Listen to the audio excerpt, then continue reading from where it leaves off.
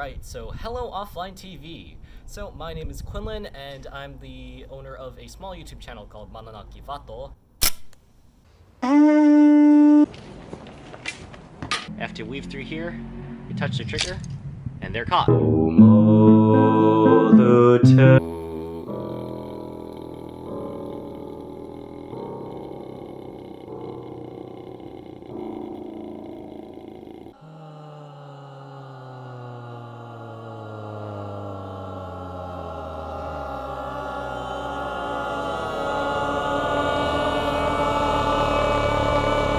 But I've been watching you guys for around a couple months now, and gotta say I'm quite a fan.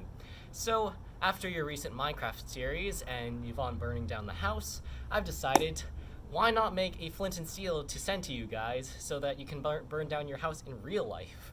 Please don't actually do that, but that's what I'm doing. So this is where we're going to be making your flint and steel. I'm going to be making it inside of my fire pit here, which is pretty much the closest thing I have to a forge, but I've got some charcoal in there, and I've also got a bit of metallurgical coal down on the bottom that I was using for my last forging project. But let's get this fire started.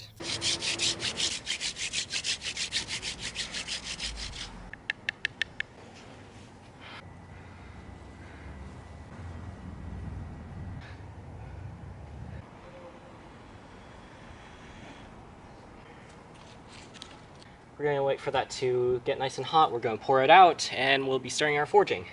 Alright, so while the fire's getting started, I may as well show you what I'm going to be making your flint and steel out of. So I'm going to be making it out of this right here. This is just like a little carbon steel needle nose file. And I'm not entirely sure where this came from. I remember how I got it, but as to where it came from, I'm not sure. I got from my grandfather a long time ago. Who for some reason had like a little box of these kind of files, but he has no idea where he got it. I have no idea where he got it, so we're going to be using this. Plus, it's all worn down. And so while the fire's still getting ready, I may as well show you everything else I'm going to be using for forging your flint and steel striker. You can ignore that, that's just the hand drill kit I used. But I've actually got some decent tongs right here that my dad just bought for me, because the last forging thing I did was absolutely terrible because I used pretty much like little pliers and charcoal tongs, which are not good for forging. They're not good at grabbing anything except for charcoal. But then here's a little tube of bamboo I used to stoke the fire with. And I've also got two sizes of hammer right here. And up here, I've got a tiny little anvil that I've kind of just secured loosely with nails. Whoa, there's a bit of red in there. Okay, so the coals have almost reached the top, and because I am an impatient child, I'm gonna dump it anyways. It's hot. I can feel it through the glove.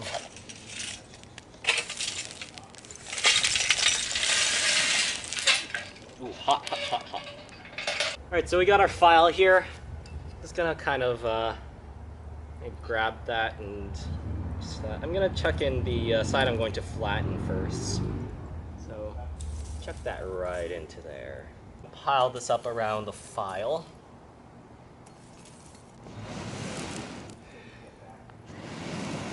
You can see it's very not red hot, but it'll do.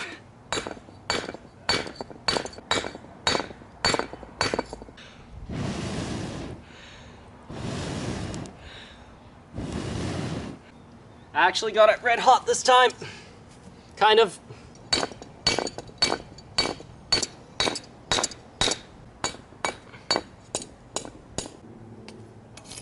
Should probably do this from the other side so I don't burn my fingers, but whatever.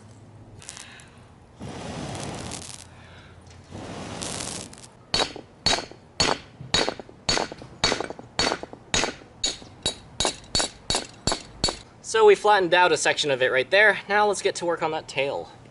Now I don't know which small brain imbecile designed this anvil, but if you look right here, I've burnt it multiple times by putting things too hot on it.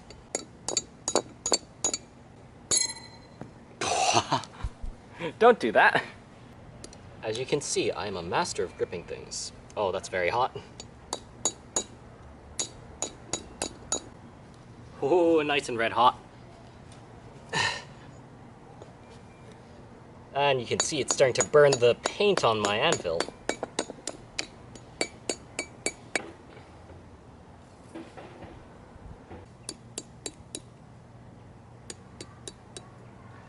And there we finished our first part of our tail. I think I'm going to put a bit of a loop on it, maybe. That's not quite straight. I'm going to hammer it down this way a little. It's a bit better. That seems about right. Alright, now we can get on to putting in a little bit of a curve there. Frick, heck, frick, heck, heck, heck, frick. Ah, there's an ant on me!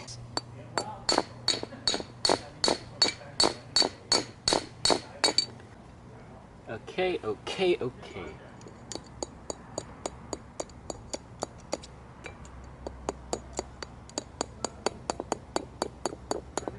Now we're getting somewhere. Neighbors are mowing their lawn. Sorry about that.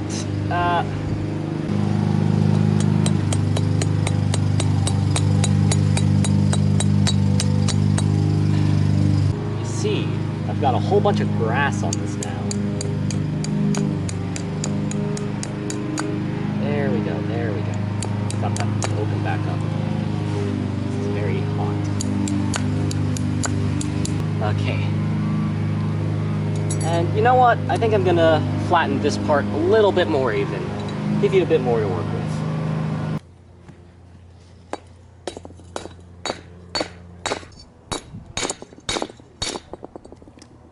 That's also nice and straight now. So I think that will finish our shaping. Now we just have to quench it. Okay, so now we're in my kitchen where I'm going to use both the stove burner and a blowtorch to heat treat this thing. Now this is very dumb, but this is really the only way I can get an actually good heat treat. And I do have like a jug of oil on the side here for quenching it after.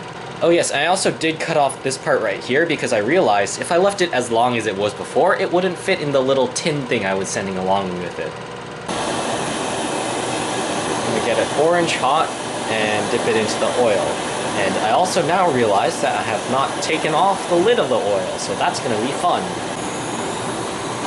I may need to dual wield some blowtorches, so let me quickly grab another one here.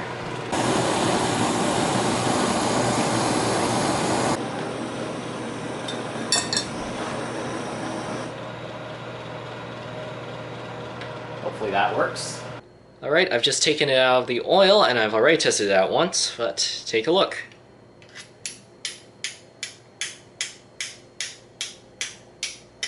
There was a pretty good spark.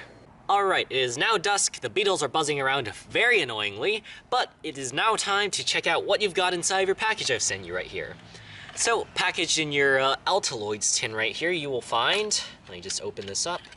First of all, a steel striker. This will be what you're going to be using for making sparks.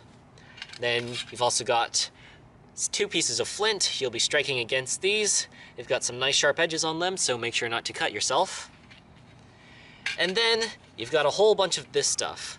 Now, these little squares are char cloth. It's essentially just cloth that's been put over a fire without any oxygen, so it turns into sort of a charcoal material instead of, you know, just burns. But this is what you'll be using to actually get a fire. Now, you won't get a flame from this, luckily, so you won't burn down your house, but you can make your way up using this to get a flame. Alright, so I'm going to be showing you how to get an ember with this. I will not show you guys how to make a fire because you're obviously going to burn down your house with it, and we don't want another William Osmond, do we? Okay, so now we're actually going to show you how to strike the flint and steel. So, first things first, grab a piece of flint, and second, grab your piece of steel right here. And there are a couple of different ways to hold this. You can either pinch it right here, you could loop your fingers through that tail right there. I like to sort of, with these kinds, put my fingers through to around the first joint right there and keep my thumb at the back for a brace. Some people like to do second, I just prefer first.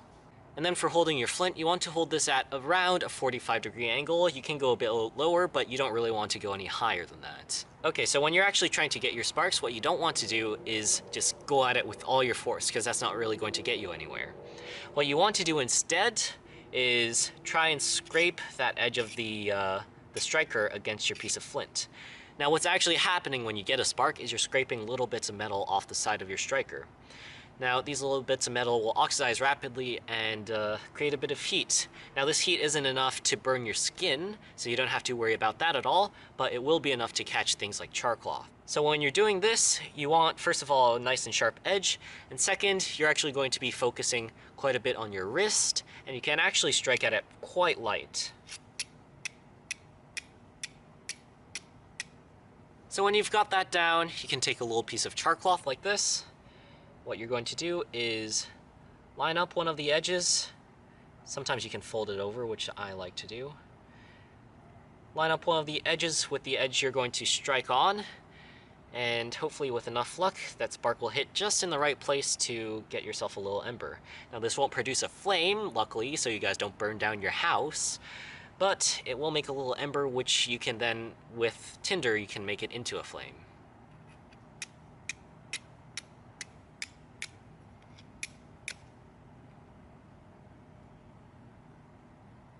And there we go. Got a little ember on that. From here, if you have tinder, you can make it into a flame. I'm not going to show you how to actually do that, so then you guys don't burn down your house. Anyways, I hope you enjoy your new flint and steel kit, and stay safe. Oh, nope. That landed into the box. I'm going to have to make some new char cloth anyways. This one's kind of old and it's been out. Sort of in the dampness of the area. Goodbye.